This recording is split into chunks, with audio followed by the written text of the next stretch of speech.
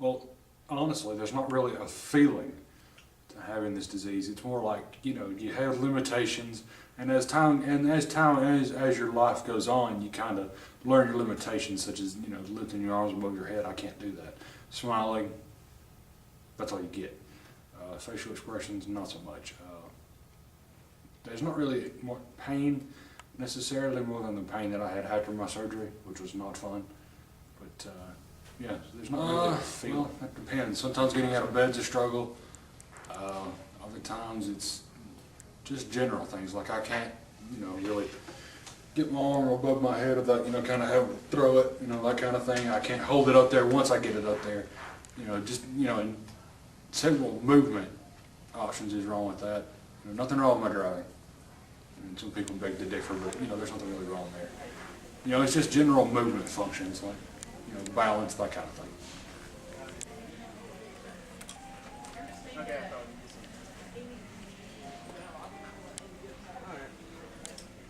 You small?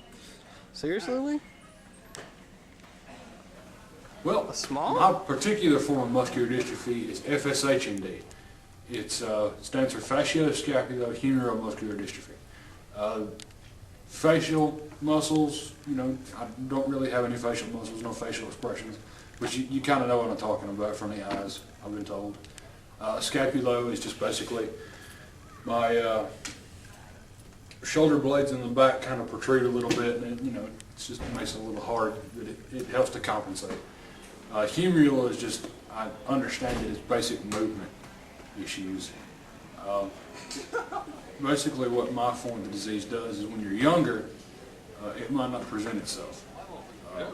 Mine did when I was 10 or 11, like I said earlier, but my dad's didn't present until he was 17, 18 years old. So there are several different forms of MD. Mine is not life-threatening, but others like Duchenne,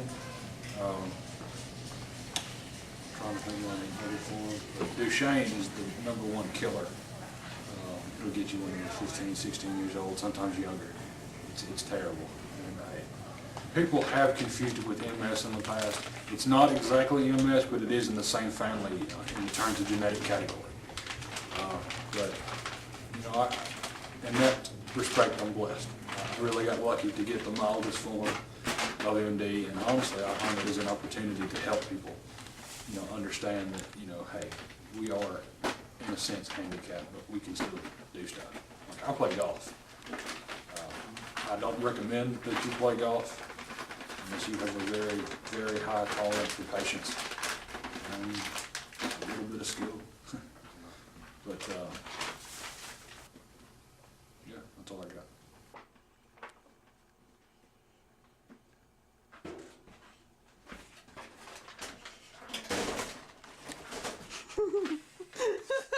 It's perfect. I'm telling you.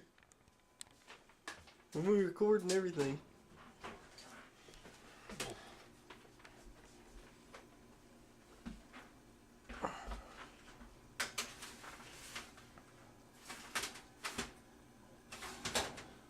I do get pissed at the braces quite often, actually. Athlete's foot, awful. Sometimes the braces don't fit, that's awful. Sometimes the braces break in completely inconvenient places. Like, I was walking back from PE one time and I got midway across the parking lot and one of the joints snapped on my right brace, and I had to limp back into the classroom without a shoe on and had to get my grandmother to bring me my other brace, which happened to be covered in some substance that I'm still not sure what it was because it had been in the back of my car. But yeah, I do get mad at the orthotics. I really do. Well, honestly, just don't think that because I have MD I can't do anything. That's the one thing that I see more than everything is people constantly wanting to help me. And I'm not trying to knock anybody. The help is appreciated, but I'm not helpless either. And honestly, the more that I do, the stronger I'm going to get and the stronger I'm going to stay. So, just don't think that we're worthless because we're handicapped, I guess would be the word. I have been diagnosed since, I think my parents knew at my birth, but I wasn't really kind of brought into the loop until I was 10 or 11. They kind of sheltered me from it because they didn't want me to use it as an excuse in my younger years. And then as it became more prevalent, they kind of told me that, hey, you're not going to do everything, and here's Try- why. Changed? That.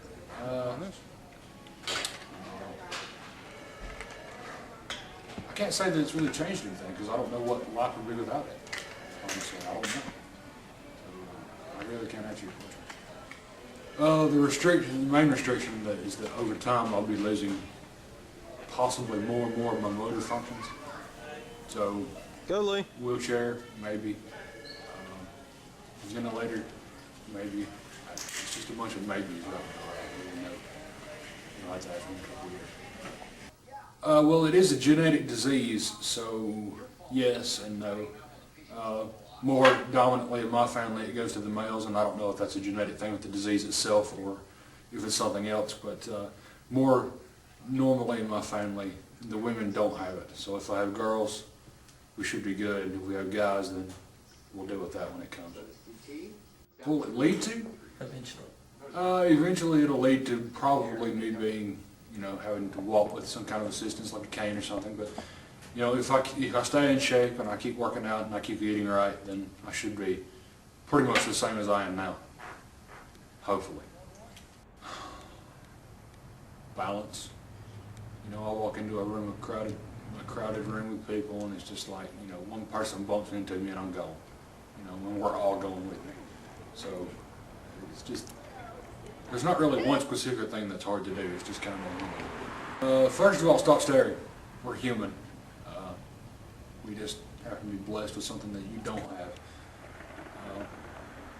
So that's a little bit of a personal comment. But I don't really know of anything that I could say that would help people understand more than the black things around my legs. Yes, I do have legs under them, I promise. They just help me walk. We're as normal as anybody else. It's just sometimes we have difficulty. We're still human on that side. I think the being tall came from my family because most of my family is over 6 feet tall. I don't know if that helped it. I don't know if that hurt it. I really couldn't tell you. Tall, dark, and goofy. That's what they call me. So, yeah, it's hard to. It really is. People don't like to do it, but if you can't do it, you can't do it. And that's one of the main things is voicing. Whether you can or whether you can't. Don't overexert yourself. I'm supposed to be checking into the ND clinic once every 6 months, I think. 6 months to a year. I haven't, because basically they put you in a room, 2 by 2 maybe, fit you, your parents, sometimes your little sister, and then 3 other doctors to make you do this. Hold it as long as possible, touch your nose, that kind of thing. It's just not worth my time, because this disease is highly experimental. They don't know much about it at all.